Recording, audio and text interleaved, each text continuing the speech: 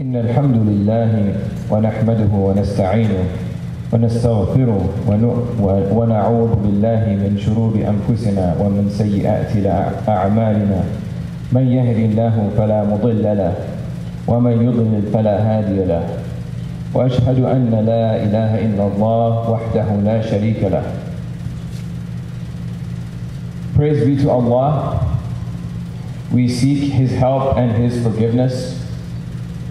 We seek refuge with Allah from the evil of our own souls and from our bad deeds. Whomsoever Allah guides will never be led astray, and whomsoever Allah leaves astray, no one can guide. I bear witness that there is no God but Allah, who has no partner. And I bear witness that Muhammad sallallahu alaihi wasallam is his slave and messenger.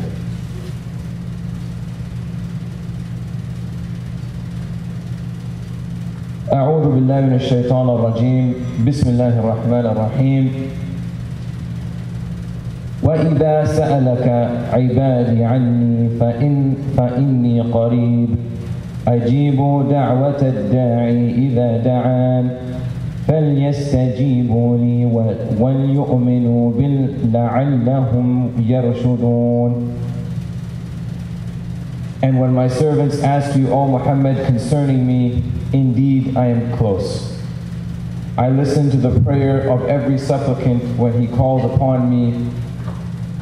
Let them also, with a will, listen to my call and believe in me, that they may walk in the right way. This is an ayah from Surah Al-Baqarah, ayah number 186. And in this ayah, Allah is reminding us that He is close, that He is close to us. And He is saying not only that He is close to us, but that when we call to Him, He hears us.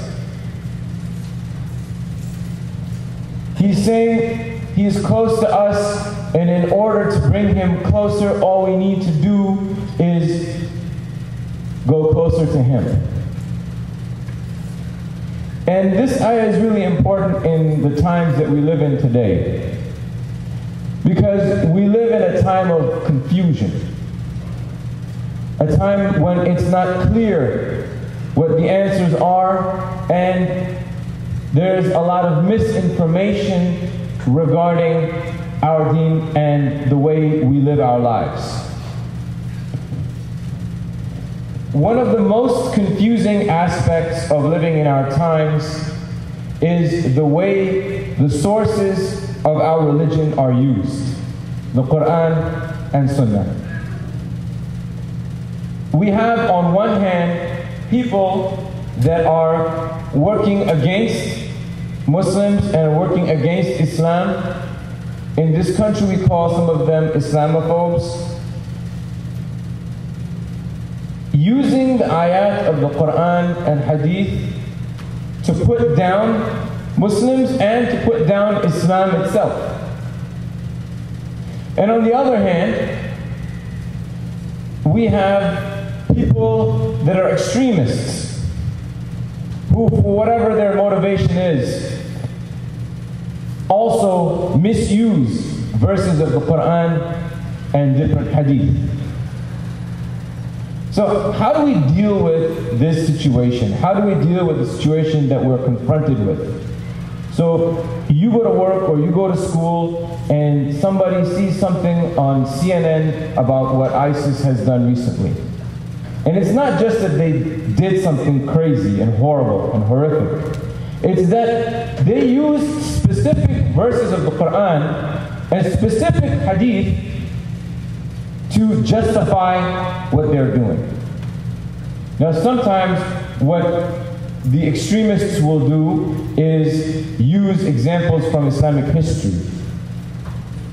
So that is easy for us to disprove to ourselves and then to people that we're dealing with. Because we know not everything that Muslims did in history was correct.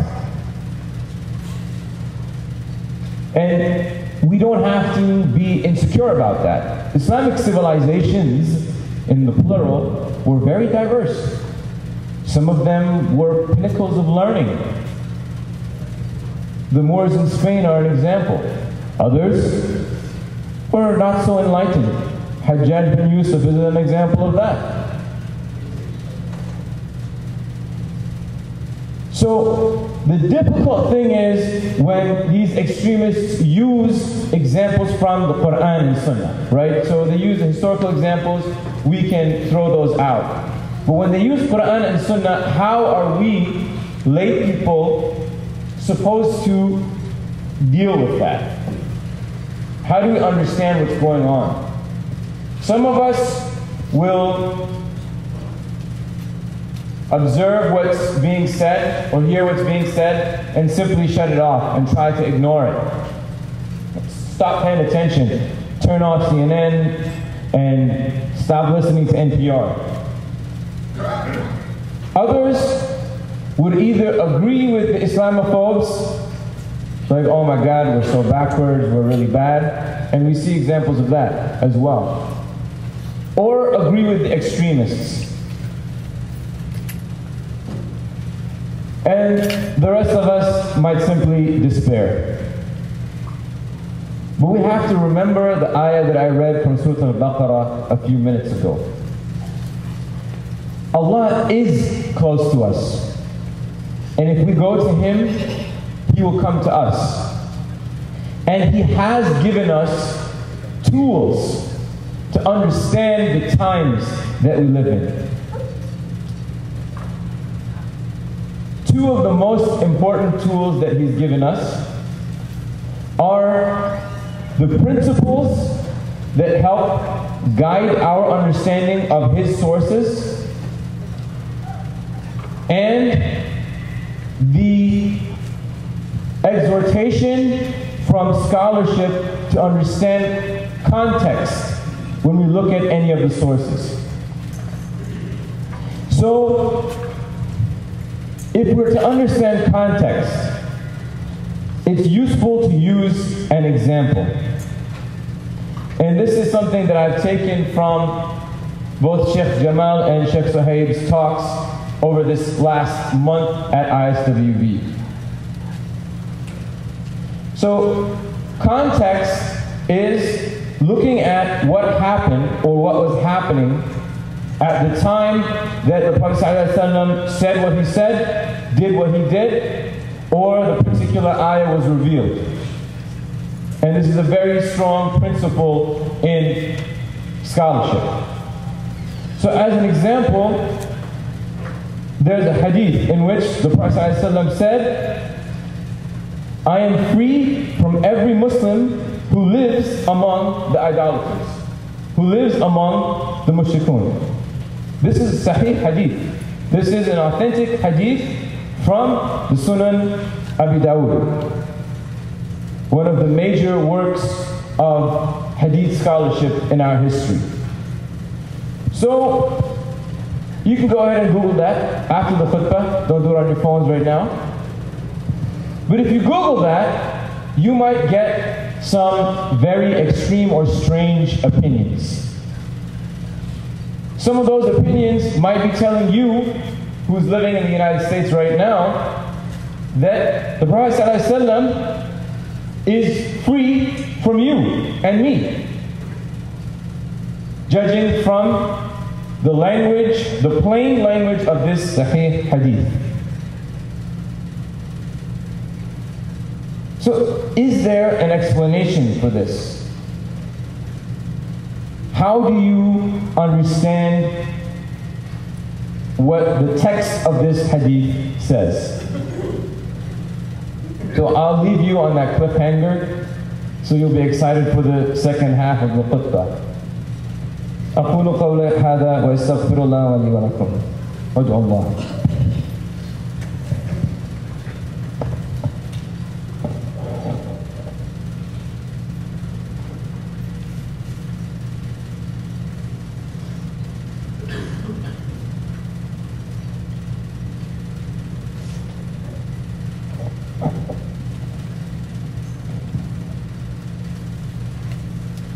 Alhamdulillah, wassalatu wassalam ala Rasulullah, Allahumma salli ala Sayyidina Muhammad wa ala ali Muhammad wa barik wa sallam.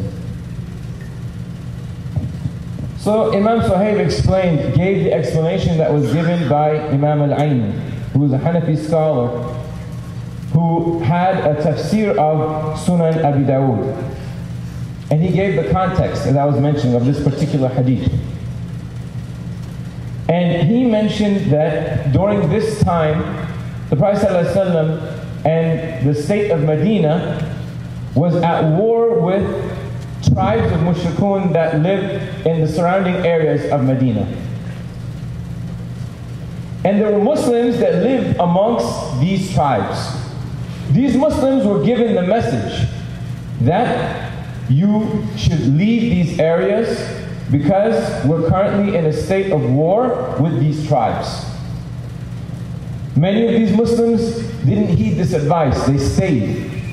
And there was a battle between the Muslims and one of these tribes. Some of the Muslims that were still living amongst these tribes of mushrikun, they fell into sujood and they were saved. Others did not, and they were killed. So there were Muslims killed by the Muslim army. In a normal circumstance, when this happens, the relatives of the killed people that were living amongst these tribes went to the Prophet ﷺ himself and demanded blood money.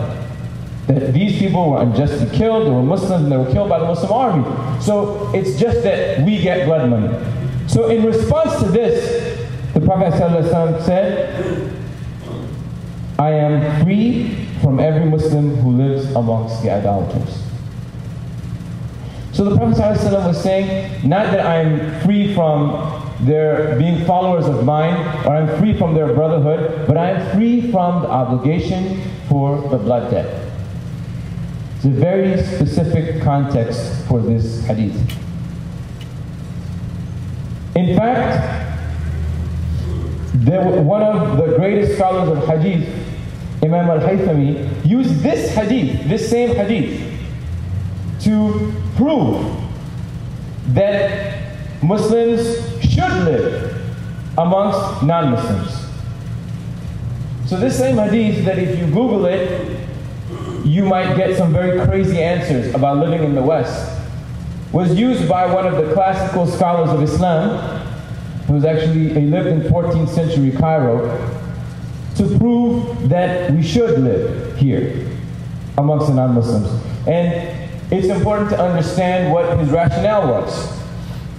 So Imam al-Haythami was asked by someone at that time who was living in the lands of the non-Muslims about this hadith. And Imam al-Haythami said, if you can practice your 5 pillars and you have the freedom to avoid the haram, then it's wajib for you to stay there. It's wajib. It's an obligation.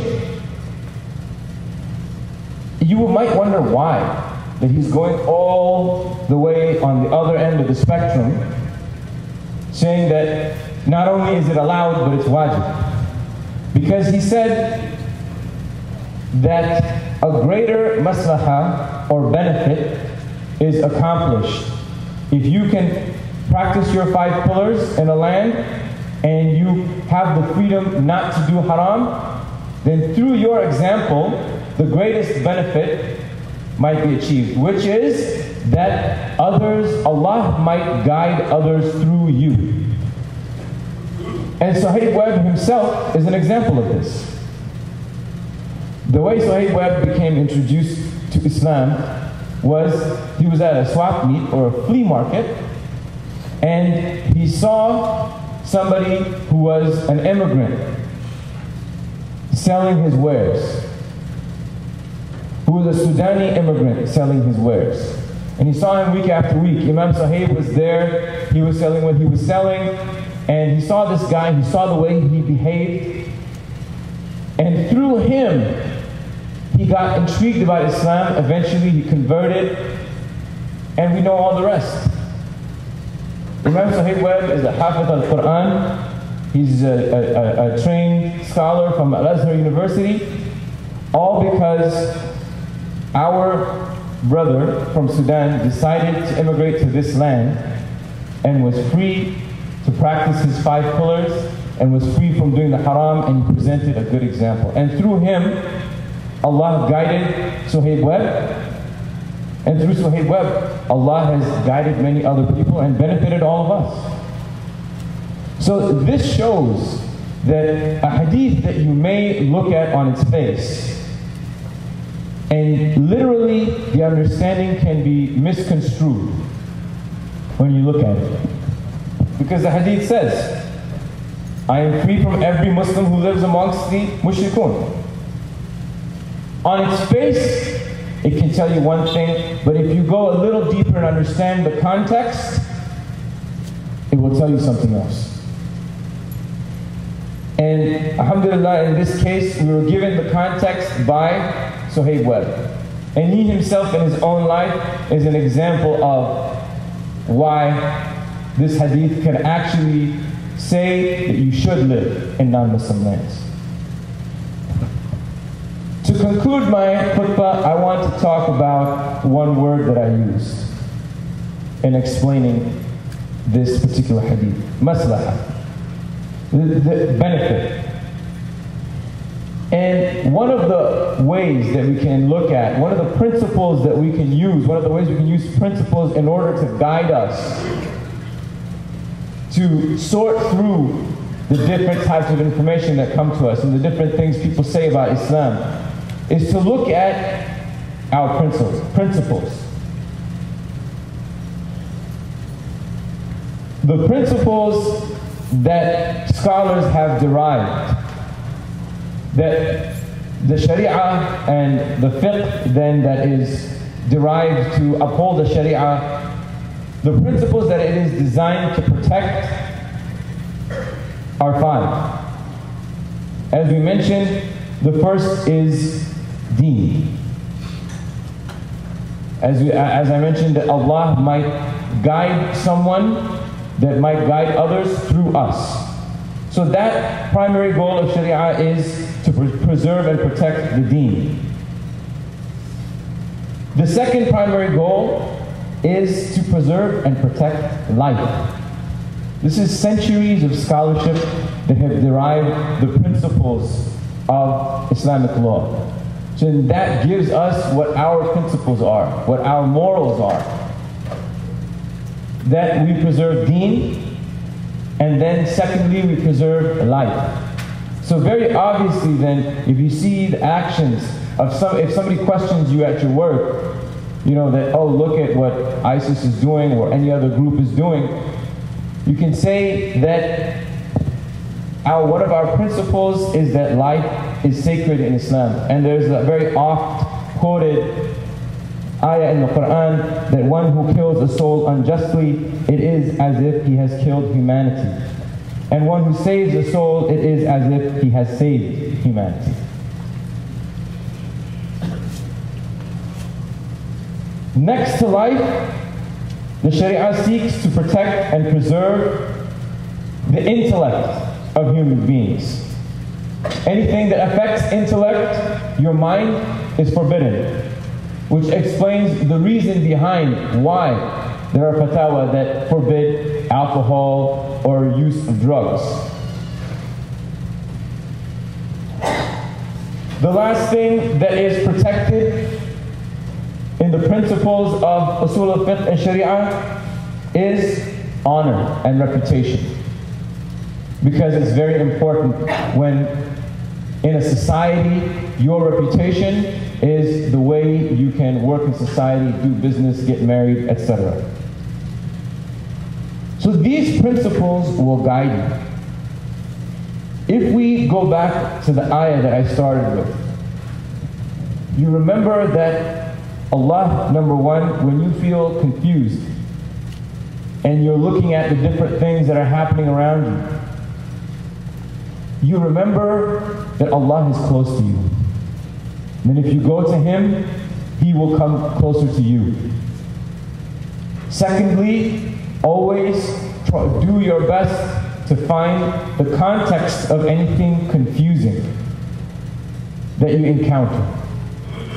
Find out what was happening when that hadith, the Prophet ﷺ uttered what he did or the ayah was revealed. And the way to do that is to go to reliable scholars, like Sheikh Jamal or Sheikh Suhaib or Imam Siraj and many others. And if you can have access to none of that, then at least remember these principles of usul al-fiqh. That our sharia is designed to protect life, deen, life, the mind, and reputation. And actually property is the fifth. So we also protect property. So inshallah, if you remember this, then you will be equipped to deal with the challenges out there that are given by people who work against Islam, the Islamophobes in this country, or you will be equipped to counter the bad example given by extremists.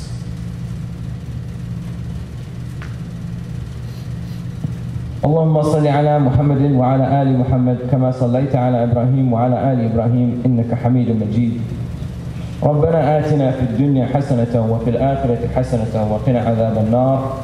ربنا وارحمنا أنت مولانا فانصرنا على القوم الكافرين. ربنا آتنا من لدنك رحمة وهيئ لنا من أمرنا رشدا وأقم الصلاة.